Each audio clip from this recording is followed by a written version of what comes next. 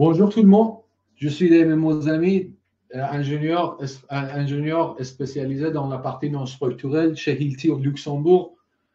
Je vais vous présenter aujourd'hui les solutions anti-corrosion qu'on vous propose.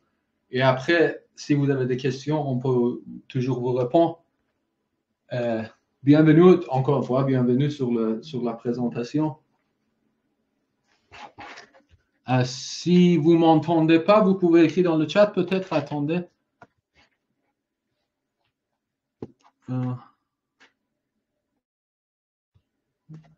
Ok, je vois que vous m'entendez encore. Attendez, je partage encore une fois la présentation. Pardon pour ce petit problème technique.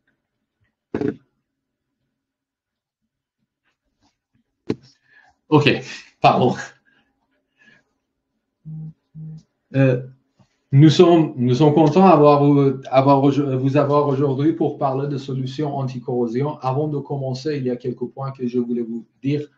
Vous pouvez toujours poser vos questions sur le chat à côté et après la présentation, moi, je vais essayer de vous répondre. S'il y a des questions un peu plus techniques, on va vous répondre dans quelques jours ou on va vous répondre par mail. S'il y a on va recorder aussi, on va enregistrer ce webinaire sur notre système Ask Hilti, que ça va être disponible sur le prochain jour. Vous pouvez aussi toujours accéder aux présentations qu'on a fait avant. Maintenant, je vais attendre quelques minutes s'il y a des gens en retard et s'il y a des gens avec des problèmes techniques pour régler. Et je vais attendre 30 secondes, une minute, et après on peut continuer sur nos solutions. Si tout le monde est là, il n'y a pas de problème, je peux aussi continuer. Vous pouvez me dire toujours.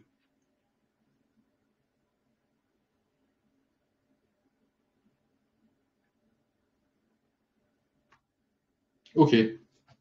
Je pense que tout le monde est là. Je pense qu'il n'y a pas de problème technique et je continue.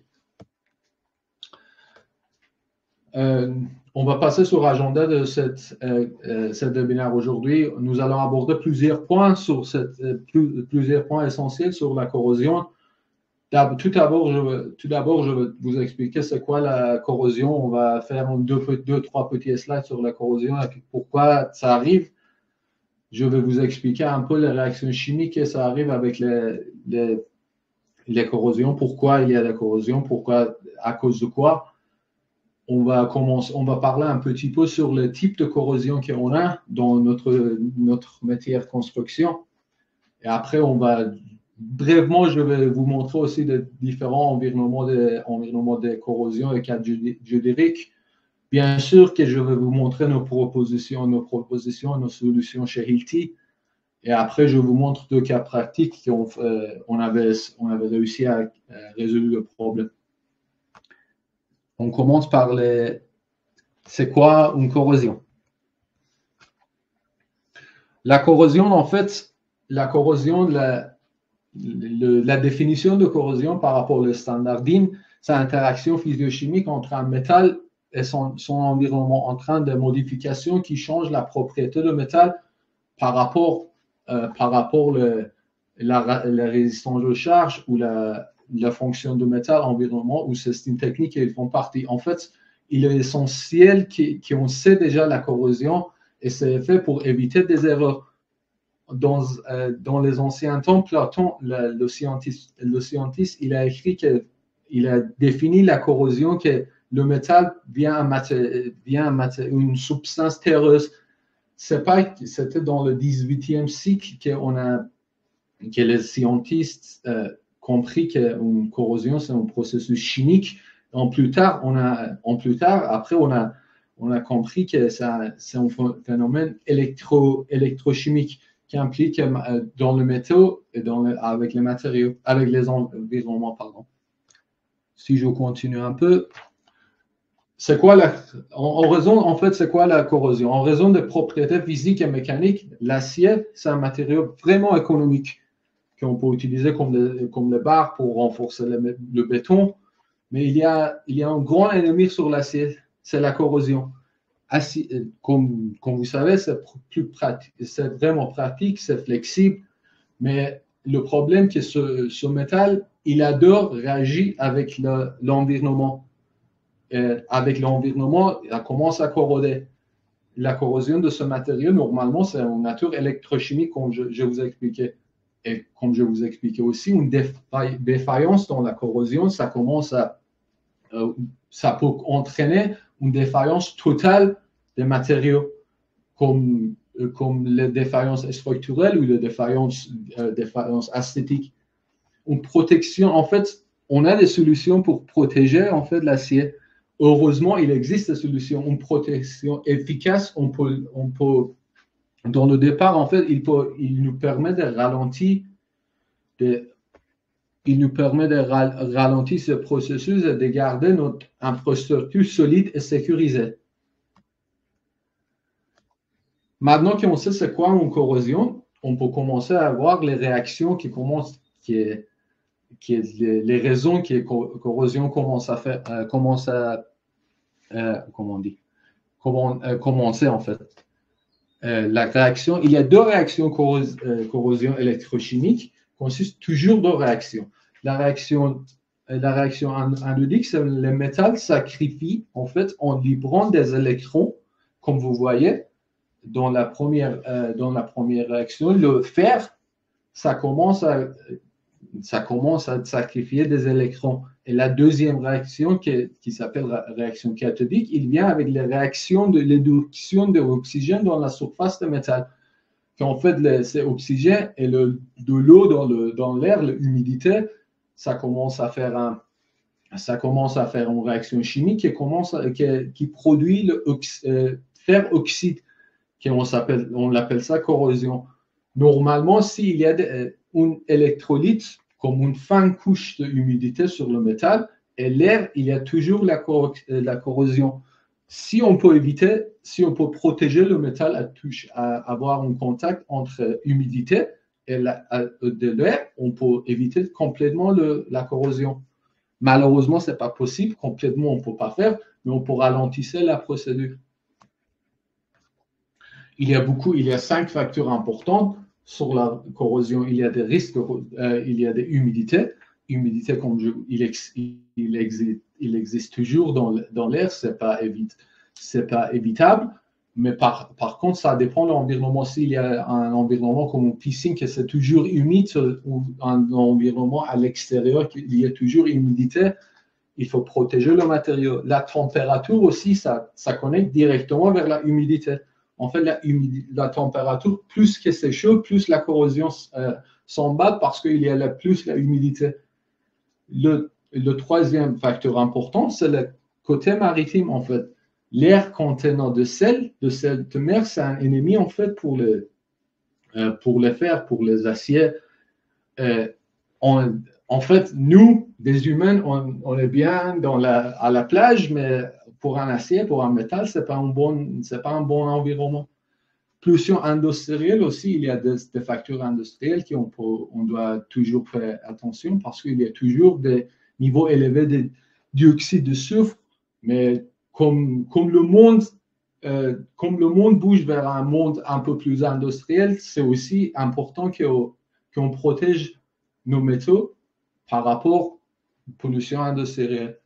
Le cinquième facteur important pour la corrosion, c'est le contact. En fait, quand il y a deux métaux différents qui touchent, il y a une forte corrosion qui commence par contact. Là, il y a des métaux différents par rapport à la résistance de la corrosion. On s'appelle ça métal noble ou métal moins noble et noble, en fait. Il est donc nécessaire, comme on a écrit, qu'on évalue l'interaction des environnements et des métals et de propriétés des matériaux, les combinaisons de tout ça pour éviter, et on doit garder tout ça dans la tête avant des conceptions de différentes structures. Maintenant qu'on sait pourquoi la réaction ça arrive, on peut discuter un peu plus 3 types de différentes corrosions qu'on va voir sur les chantiers, sur nos matériaux. On peut distinguer par 3. Il y a corrosion uniforme. c'est l'attaque classique normalement que vous voyez sur les barres sur chantier, sur les IPN. En fait, comme vous voyez dans l'image, c'est l'attaque classique, toute la surface de métal, ça commence à corroder dans une manière homogène, comme un mur, comme par contre un IPN que vous voyez, il était laissé sur chantier pendant des mois. Vous voyez, il y a une couche uniforme de corrosion sur ce métal. Le deuxième type de corrosion, c'est corrosion par piqueur, qui c'est une corrosion, c'est plus important, c'est plus vicieux. C'est au lieu d'attaquer partout, il attaque en fait des fosses dans le métal. Cette fosse arrive parfois quand il y a des impacts sur le métal, par exemple les accidents, il y a des métal, il y a des outils qui ont tapé vers le métal, et ça commence, en fait, la première couche protection, ça va enlever, et on va avoir des problèmes par rapport à la corrosion par piqueur. Et là, comme je vous expliquais avant, il y a aussi des corrosions galvaniques qui est formée cette forme causée par le contact des deux matériaux différents. Je vais un peu vous expliquer les différents types de corrosion aussi. Attaque uniforme, en fait, c'est attaque généraliste. On n'a pas de surprise ici. Toute la surface de métal se fait corroder de manière homogène. En fait, on va perdre de matériaux mesurables. On peut mesurer par rapport au matériel, par rapport à l'environnement. On peut éviter les problèmes, on peut anticiper les problèmes dans le design, dans la phase de conception. Et la classification, par contre, que c'est un peu pas normal. En fait, la classification de cette attaque, c'est fait par apparence, mais ça ne dépend pas du type de métal, mais en fait, c'est le look de la corrosion qui définit la corrosion uniforme. Acide, c'est en fait acide, un environnement acidé, par exemple des usines qui font les matériaux chimiques. Si un métal en fait exposé des acides, il va corroder encore plus vite que normal. C'est normal en fait, mais par exemple, l'acide il va toucher toute la surface d'un métal, il va faire une couche minimale de 2-3 micromètres qu'on ne voit même pas. Et après quelques semaines, quelques mois, on va voir la corrosion qui se forme sur la surface de ce métal. La corrosion par piqueur, c'est plus important et plus dangereux. En fait, la corrosion, normalement, ça arrive dans le matériau comme acier inoxydable ou aluminium, qui normalement, par exemple, sur acier inoxydable, il y a une film protection. Mais comme je vous ai dit, il y a des ruptures locales de couches passives que ça commence la corrosion. Normalement, ce type de corrosion, il y a des fosses avec une profondeur plus importante que la largeur. Vous voyez dans l'image à côté, à droite, qu'en fait, la profondeur, c'est vraiment important et on ne voit même pas, c'est microscopique, c'est 2-3 micromètres et nanomètres, on ne voit même pas, mais ça commence à corroder dans le corps de métal en fait. Comme je vous expliquais, ça dépend, ça arrive toujours suivant sur l'acier inoxydable et aluminium. Et des composants. En fait, ça c'est l'ennemi numéro 1 pour le métal, c'est le matériau chlorure, qui est le sel qui vient de l'air, en fait, qui vient de mer marin ou en fait, tout l'environnement, il y a un peu, qui accélère, c'est un accélérateur puissant pour cette attaque. Il y a le troisième type de corrosion qu'on va discuter. Il y a un peu plus d'informations. En fait, pour la corrosion par piqueur, il y a deux phases. Il y a la couche passive, en fait, qui est normalement le métaux comme acier inoxydable, une barrière protective qui les défend contre la corrosion. Vous voyez comme numéro 1 ici. Vous voyez sur l'écran, vous voyez comme numéro 1. Et après, si sa couche disparaît, il commence à dégradation locale dans la couche inférieure des aciers. Il y a un exemple correct que vous voyez ici. Regardez cette tôle inoxydable dans une piscine. elle est exposée toujours en permanence de sel et de produits chimiques qui créent des piqûres, destructifs, en fait. La deuxième mauvaise expérience qu'on peut avoir avec la corrosion par piqûre, c'est des mauvaises combinations de matériaux peuvent aussi provoquer ce phénomène. Vous voyez ici dans l'image à droite qu'il y a deux métals différents, Nobel et pas Nobel, et on a commencé à avoir des problèmes. Attendez. OK. La troisième type de corrosion, c'est corrosion galvanique. En fait, c'est la conductivité électrolyte, plus le métal est conductif, plus la réaction est rapide. Par exemple, vous voyez ici dans l'image, à droite, en haut, on a un clou galvanisé dans une feuille A2, dans une feuille acier inoxydable A2 qui a commencé à rouiller. Ou le synthétique, certains matériaux réagissent plus vite, bien sûr, ça dépend du type de matériau, et proportion de surface aussi, c'est important. S'il y a un petit métal moins noble ou moins noble en contact avec une surface, un grand métal, ça corrode encore plus vite parce qu'il y a en fait toutes les réactions chimiques vont commencer dans un point et après on va avoir des problèmes dans le coin. Par exemple, ici à droite, vous voyez dans le deuxième cas, on a un HKDR, c'est nos produits, avec un boulon galvanisé au chaud. Encore, on voit l'effet de mauvais mariage de matériaux, de mauvaise combinaison de matériaux. HKDR, normalement, c'est plus résistance qu'un chaud galvanisé, mais on voit toujours exactement sur la surface de HKD. Troisième cas encore, il y a un HKD galvanisé qu'on a utilisé, mais avec un boulon A2 dans l'acier classement A2 en fait. Comme A2 il est plus résistant, on a commencé à avoir des rouille sur le boulon. Sur le next, en fait. Après, on va brièvement, je vous expliquer brièvement des différents types de corrosion qu'il faut respecter.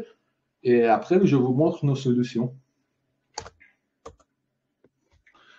Ça, c'est en anglais, mais ce n'est pas important. En fait, on a différents types de corrosion. On a des matériaux à l'intérieur. On a C1, C2 par rapport si c'est un local chauffé ou pas, ou si un local, il y a des ventilations ou pas.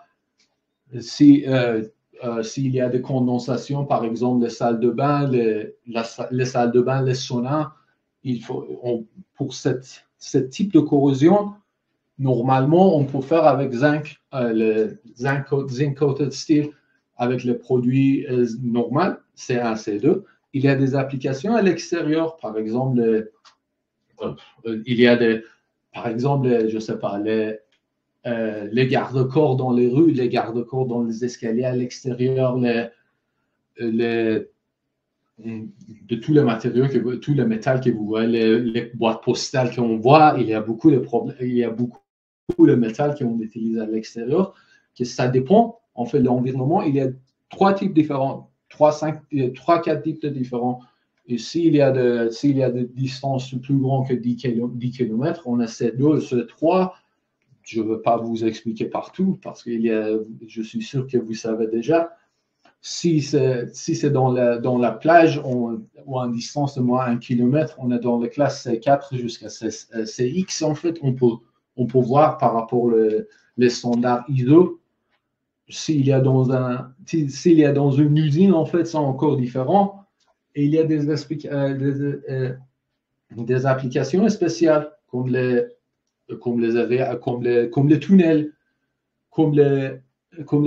comme les piscines à l'intérieur, comme l'usine qui produit les matériaux chimiques. Tout ça, il faut avoir une solution différente cas par cas. On ne peut pas avoir une seule solution pour tous les cas qui couvrent tous les cas, en fait. Comme je vous expliquais, brièvement, j'ai expliqué l'environnement et le cas judiciaire. Et après, je vous explique quelques solutions qu'on a et on peut voir ensemble. En fait, parce que l'acier seul rouille bien trop vite, normalement. Et dans l'industrie, on a commencé à faire deux types d'acier différents, acier au carbone et acier avec revêtement de zinc.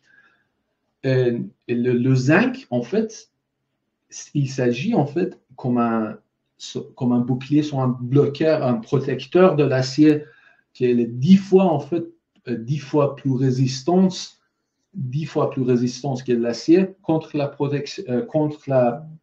corrosion, avec une couche de 0,5 jusqu'à 1 micromètre par an, qui corrode 0,5 jusqu'à 1 micromètre par an dans les atmosphères roulaires ou urbaines, et un peu plus dans une atmosphère un peu plus chimique, un peu plus attaquée. En fait, le zinc, il assure également protection sacrificielle. Même si la couche de zinc est endommagée, il se sacrifie à la place de l'acier. On ne va pas perdre la résistance, on ne va pas perdre le caractéristique de l'acier comme ça. Et en fait, plus ça dépend, comme je vous ai expliqué, il y a des différentes épaisseurs par rapport du zinc qu'on peut faire. Plus c'est épais, plus ça dure.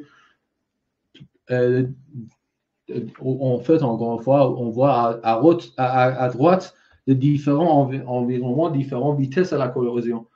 Dans la ville et campagne, c'est 0,5 jusqu'à 1 micromètre par an. Près de la mer, c'est jusqu'à 5 mm par an. Acier inoxydable, en fait, on a deux. Normalement, dans l'acier inoxydable, il y a moins de 10% de chrome qui fait toute la différence de 10% de chrome dans ce matériau. Acier inoxydable, en fait, il y a une protection un peu magique, on va dire.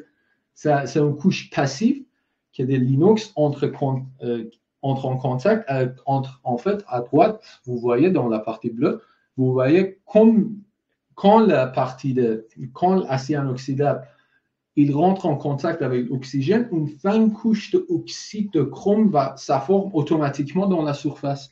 C'est quoi ce résultat de cette réaction, cette petite réaction?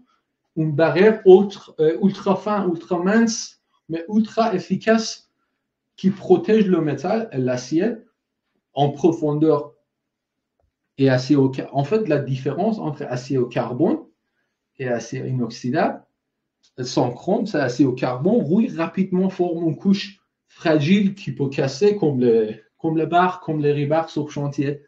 Et avec chrome, le inox reste propre et protégé, comme il y a on voit quand même une couche de corrosion, mais ça ne change pas. C'est le chrome qui a corrodé, mais pas l'acier lui-même. Pourquoi c'est important, cette autoprotection, c'est important de l'inox, c'est un matériau, en fait, il fait acier inoxydable ou inox, c'est un matériau idéal pour environnement agressif contre eau, humidité et produits chimiques. Il résiste tous les facteurs que je viens de vous dire.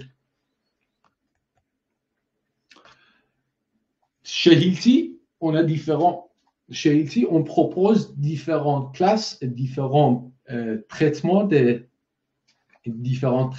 nos produits par rapport à la classe de corrosion.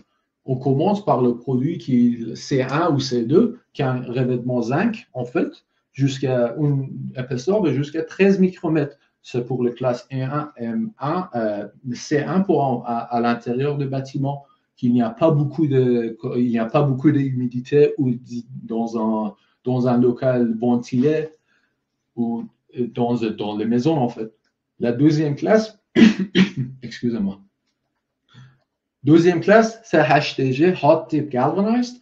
C'est un revêtement de zinc galvanisé, en fait, avec une épaisseur un peu plus importante de 13 micromètres. On va jusqu'à 50 micromètres. Qui est un peu, comme je vous disais avant, plus épais, ça dure plus longtemps. Acier inoxydable, il y a 3 classes d'acier inoxydable. Acier inoxydable A2, c'est la classe plus commun, en fait. C'est acier inoxydable avec 18% de chromium et 10% de nickel. On peut jouer sur l'épaisseur par rapport à la réaction et oxygène dans l'eau et humidité, ça fait une réaction, on protège le métal, l'acier. Acier inoxydable classe A4, similaire à A2. En fait, il existe, mais il contient en fait 2% de molybdène. Molybdène, pardon, c'est un peu difficile le mot, qui est un matériau chimique qui augmente quand même, par contre, la résistance à la corrosion. La troisième classe d'acier inoxydable, c'est acier HSR, il contient, en fait, il y a le nickel, il y a le chromium et molybdène, jusqu'à 7%, il y a la résistance très élevée dans un environnement un peu plus agressif, comme les usines, comme la mer et tout ça.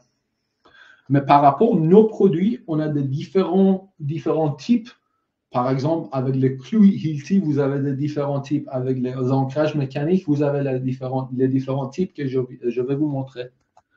Par exemple, avec les clous, on vous propose deux clous différents. On a des clous normales avec un revêtement zinc pour l'outillage à l'intérieur. Et on fait aussi ces clous exactement les mêmes caractéristiques mécaniques, exactement la même résistance, mais avec une couche avec acier inoxydable. Comme je vous expliquais, il y a des différents matériaux qui augmentent la résistance à la corrosion. Par rapport aux ancrages qu'on a, on fait les ancrages dans tous les types d'aciers. Ancrage mécanique, on a le HS1, qui est le zinc galvanisé. On a le système HTG. On fait dans l'acier inoxydable de 3 classes différentes d'acier inoxydable. En fait, quand vous voyez le R dans le nom, c'est-à-dire que c'est acier inoxydable de classe A4 et à R2, c'est-à-dire que c'est HSR. Et aussi dans l'installation, comme les rails, système de portage sur la toiture, système de portage de système HVAC et tout ça, on fait aussi 3 types de rails. On fait les rails normaux pour l'usage intérieur dans les appartements, dans les petites résidences, un revêtement normal avec zinc galvanisé.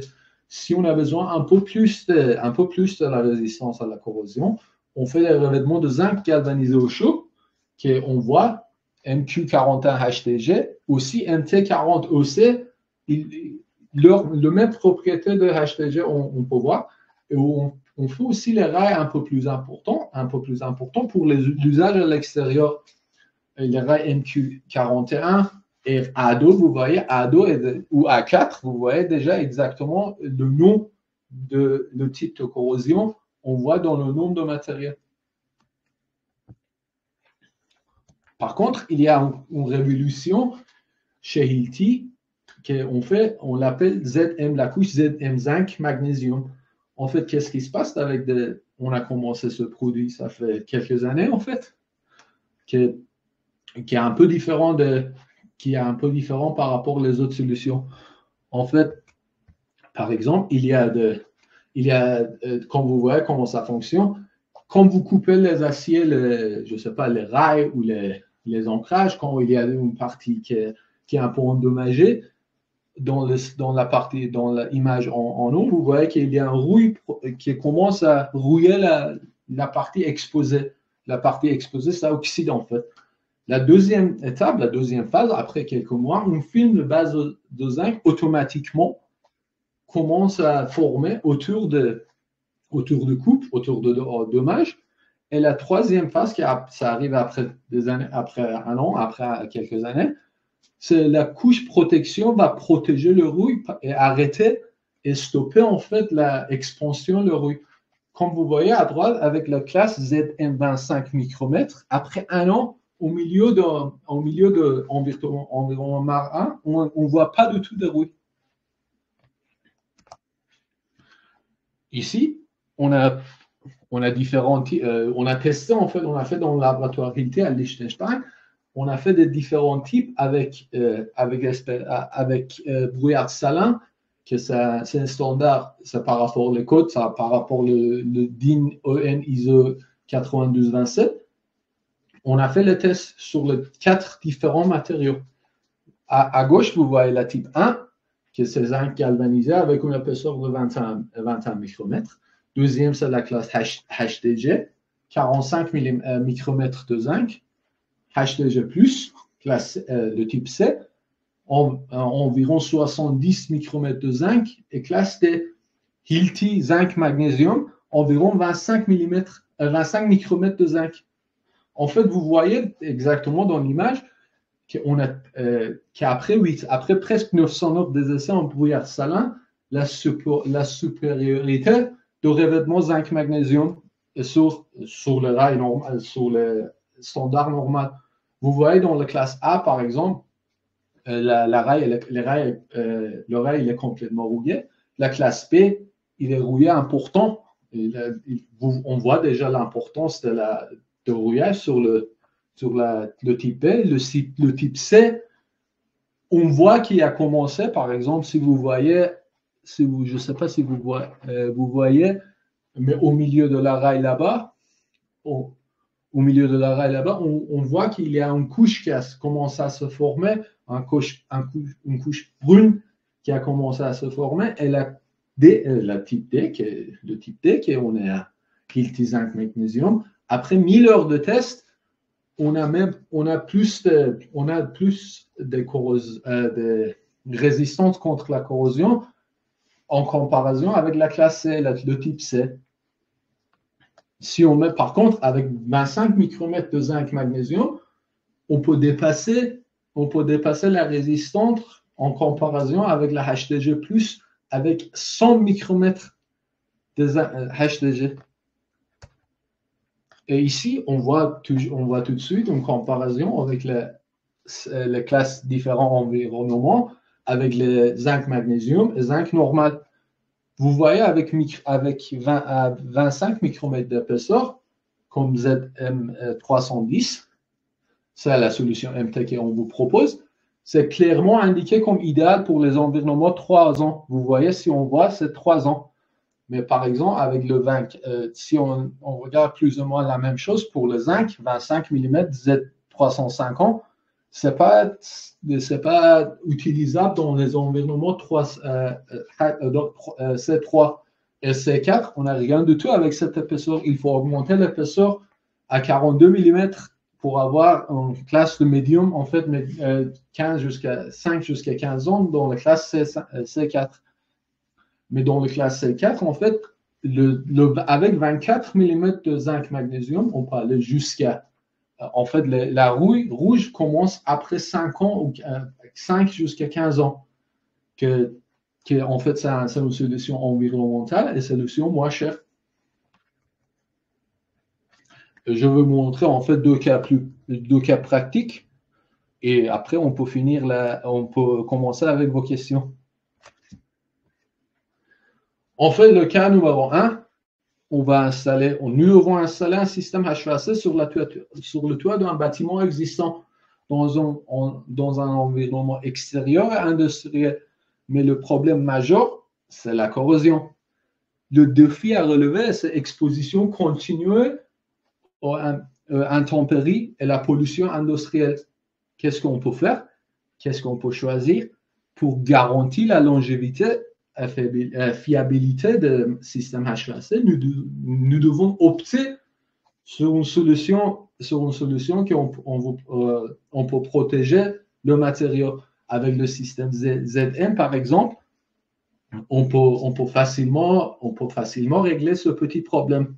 Pour nous, c'est un petit problème parce qu'on a tout ce qu'il faut.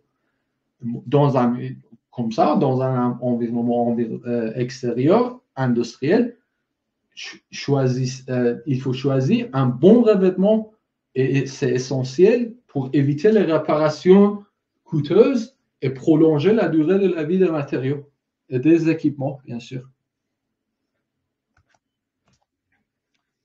Et deuxième cas, c'est dans un environnement extrêmement corrosif, comme les usines. Un simple matériau zingué, ça ne suffit pas pour la durabilité et la résistance. La solution numéro 1, c'est vous voyez, il y a 3 types de rails. C'est le standard HDG, le standard HDG avec des différents canaux qu'on fait. La deuxième, c'est le système MC. La troisième, c'est le système MQ qu'on fait avec le zinc magnésium. On fait pour les applications plus exigeantes, classe C5, C6 et CX, en fait, on applique un revêtement sur plusieurs couches. L'acier est produit avec le zinc déjà intégré. Première couche, en fait, on fait un matériau de base, comme je vous ai expliqué, MT avec matériau de base qui est déjà introduit dans le produit. Deuxième, cette première couche, on fait un cathodic deep coating qui est pour une protection anti-corrosion avancée par rapport aux normes européennes et aux normes internationales. Deuxième couche, on fait une couche de hypoxie autour de 50 micromètres pour encore enlever une barrière supplémentaire contre les agressions chimiques. Et troisième couche, on fait un polyester ou le polyester alkydure, en fait, épaisseur 150 micromètres pour une résistance maximale. En résumé, on peut dire que dans un environnement extrême, le revêtement multicouche, multicouche assure une longévité exceptionnelle dans notre matériau.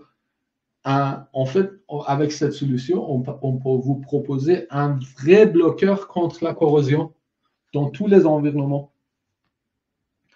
Et avec ça, oui, pardon.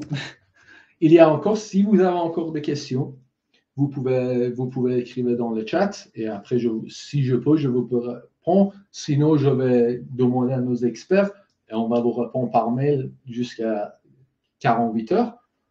Si vous voulez participer à nos webinaires techniques en direct, vous pouvez voir directement live ou vous pouvez voir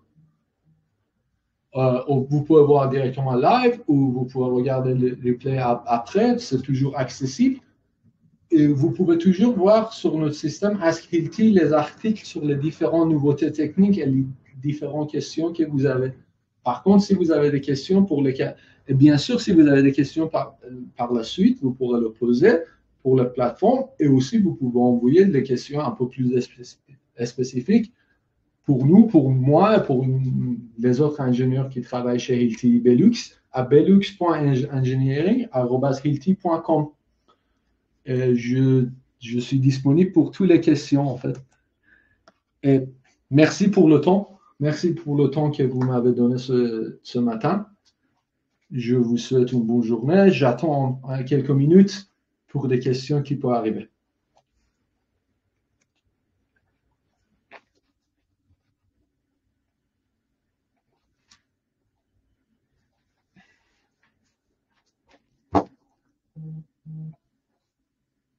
OK. S'il n'y a pas de questions, je vous souhaite une bonne journée. Et toujours, vous demandez les questions à notre système, à notre email ingénierie. Bonne journée à tout le monde. Au revoir.